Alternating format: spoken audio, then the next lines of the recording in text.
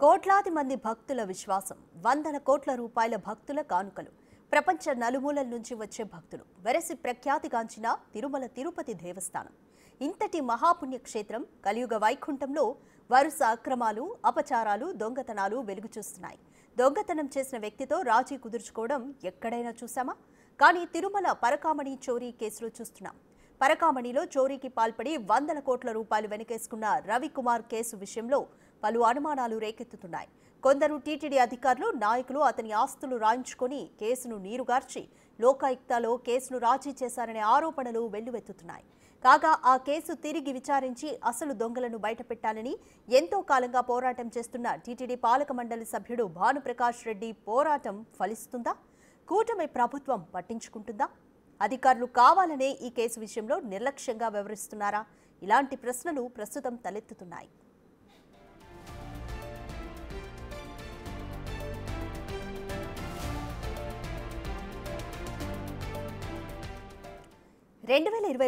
April 29న పెద్ద జియంగారి మఠం ఉద్యోగి రవికుమార్ పరకామణి సేవకు ఎప్పటిలాగే హాజరయ్యారు. లెక్కింపు పూర్తయిన తర్వాత చంద్ర అనే ఉద్యోగి అక్కడున్న ఏవీఎస్ఓ సతీష్కు ఫిర్యాదు చేశారు. కాగా రవికుమార్ను తనిఖీ చేయగా లోదుస్తుల్లో దాచి తీసుకుపోతున్న అమెరికన్ డాలర్లు బయటపడ్డాయి. 30 ఏళ్లుగా రెగ్యులర్గా పరకామణి సేవకు రవికుమార్ హాజరవుతున్నారు. దీనిపై విజిలెన్స్ విచారణ అనంతరం తిరుమల 2 టౌన్ స్టేషన్లో ఫిర్యాదు చేశారు. అయితే అనూహ్యంగా నెల రోజుల తర్వాత సతీష్, రవికుమార్లు లోకాయుక్తలో రాజీ అయ్యారు. దొంగతనం కేసులో ఈ విధంగా రాజీ పడ్డమనేది ఇప్పటివరకు ఏ న్యాయ చరిత్ర రికార్డుల్లోనూ నమోదు కాలేదు. దీని వెనుక ఏదో మతలబుందని అప్పట్లో పెద్ద ఎత్తున ప్రచారం జరిగింది.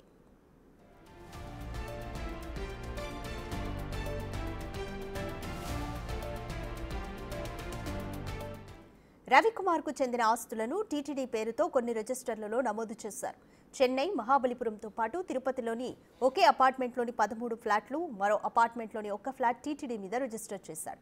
అతనికి సంబంధించిన మరిన్ని ఆస్తులను అప్పట్లో ఉన్న పాలక మండలి సభ్యులతో పాటు అప్పటి జిల్లా ఉన్నతాధికారులు, టీటీడీలోని ఉన్నతాధికారులు బలవంతంగా అమ్మించి నగదును తీసుకున్నారని ప్రచారం జరిగింది. మొత్తం వ్యవహారంపై వివాదం చెలరేగింది. టీటీడీ విజిలెన్స్ నివేదికలో సైతం అప్పటి వింగ్ వీజీఓగా ఉన్న గిరిధర్ రావు సైతం ఒత్తిడి వల్ల కేసును లోకాయుక్తలో రాజీ చేసినట్లు తన నివేదికలో పేర్కొన్నారు.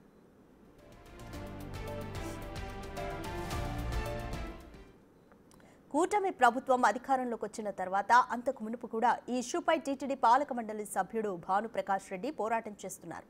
అయినా అనేక నివేదికలను బయటపెట్టారు.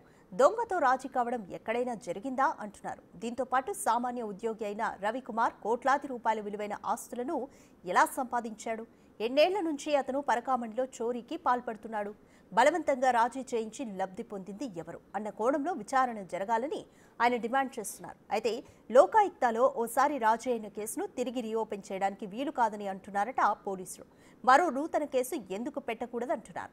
దీంతో పాటు సీసీటీవీ ఫుటేజ్ను ధ్వంసం చేసిందెవరు, చేయించింది ఎవరు అనే కోణంలో టీటీడీ అధికారులు విచారణ చేయించాలని డిమాండ్ చేస్తున్నారు భానుప్రకాష్. మరోవైపు ఈ కేసు రీఓపెన్ అయితే పెద్ద తలల వ్యవహారం బయటపడుతుందని అంటున్నారు.